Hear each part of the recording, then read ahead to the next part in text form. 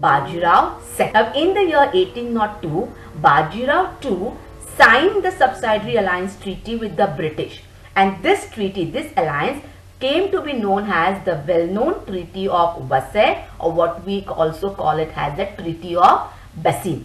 Now, because of this treaty, because all the Maratha Sardars, those who had lost, many of the Maratha Sardars lost their freedom, and the other Sardars who were there with them, many of them did not agree to this Bajirao's decision, and they did not wanted to have the Britishers in their kingdom. So because of this disturbance or this difference, this led to the Second Anglo-Maratha War, which was been fought between the Britishers and the other Maratha powers. Now, after the victory of the British, there was increased interference of British in the Maratha state. Now, this became intolerable, and Bajirao II waged a war against the British. After he signed the Treaty of Vasai, he thought that Britishers will be very loyal and very friendly with him, but he saw that the Britishers were trying to dominate and they were trying to force. So it became intolerable, because intolerable means Bajirao II could not tolerate the behavior of Britishers, and so he waged a war. He waged a war means he started a war against the British.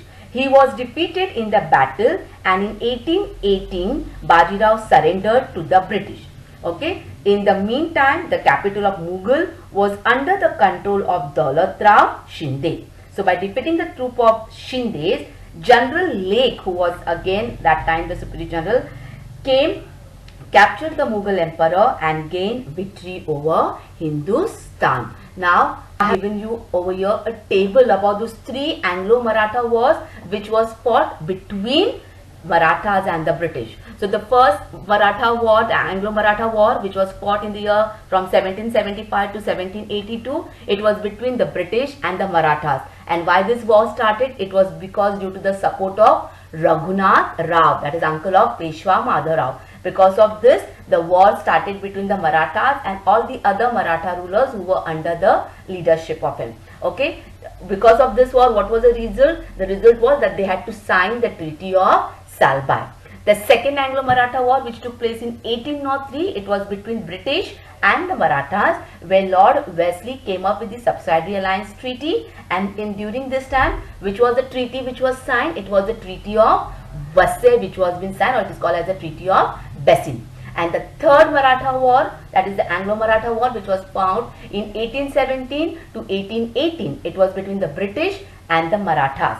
And who were the five Maratha powers? They were the Peshwa, the Shinde, the Holkars, the Gaikwad and the Bhosles. But in the third Maratha war, what happened? Marathas were defeated, and later they became the subordinate to the British. That is, British started dominating over the Maratha supremacy till the story of the independence of India. So I hope you all are clear up till here. Please read textbook page number 10. Okay, read your textbook page number 10. Now moving ahead, moving further, the last topic for today is we are going to deal with the person called as Chhatrapati Pratap Singh. Now who was Chhatrapati Pratap Singh? Chhatrapati Pratap Singh was the eldest son of Shahu. Now who was this Shahu? What did Chhatrapati Pratap Singh did? Let us see. Chhatrapati Pratap Singh was the ruler of Satara. Okay, and what happened with Chhatrapati Pratap Singh? So he was the ruler of Satara, and he also signed a treaty with the Britishers.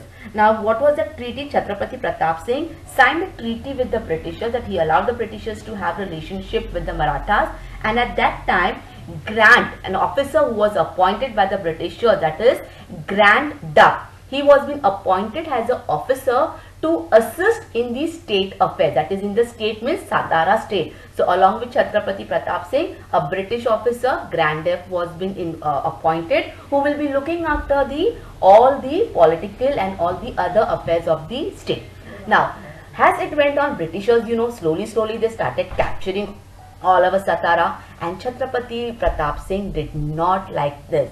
But what happened? What did the Britishers do? The Britishers dethroned, exiled Chhatrapati Pratap Singh. dethrone and excel means the meaning of dethrone. Dethrone means they removed him from the position of his authority. That is, as a Chhatrapati, as a king, they removed him from the throne. And excel him. Excel him means they took him away. That is, to remove somebody from his home or from his own country, from his own village or from his own territory. Okay, so they removed Chhatrapati Pratap Singh. They sent him to Varanasi, that is Kashi. Okay, so Pratap Singh, he was the last Chhatrapati of the Maratha Empire, that is the Satara state.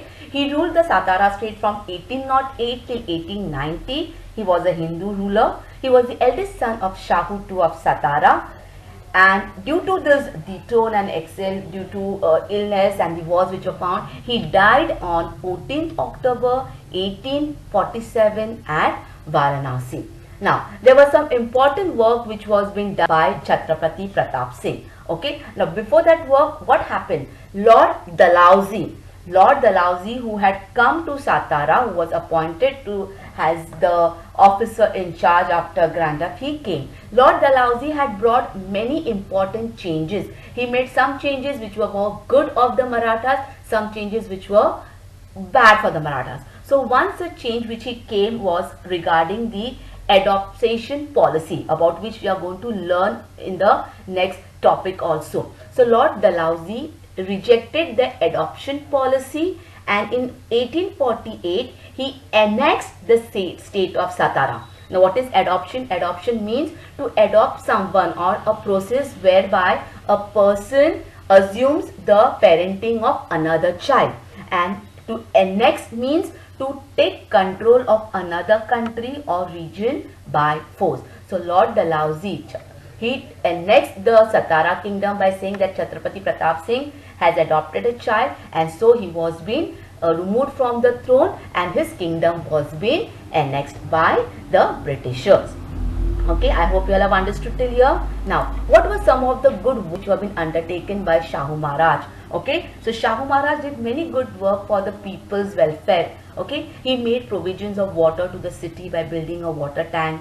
He built roads. Okay, he built road. If you see, when you are traveling to Satara, the road which was built from Satara to Mahabaleshwar and to Pratapgarh was built by Chhatrapati Pratap Singh. Okay, he planted trees on both the sides of the road. Then he started schools for boys and girls, where he started teaching them Sanskrit, Marathi and English also. Not only that, printing press were being set up and many useful books were being published in this. Among this, one book which was on polity. Polity means all the political affairs and how to run the administration. The name of the book was Sabhaniti. Sabhaniti, which was printed in the year 1827. So these and many other important work was undertaken by Chhatrapati Pratap. So today we will end our talk here. So this is the end of our part 1 lesson. Please read your history textbook, page number 10 and 11. Lesson number 3, textbook, page number 10 and 11. So till then, see you and we will meet in the next session. Thank you.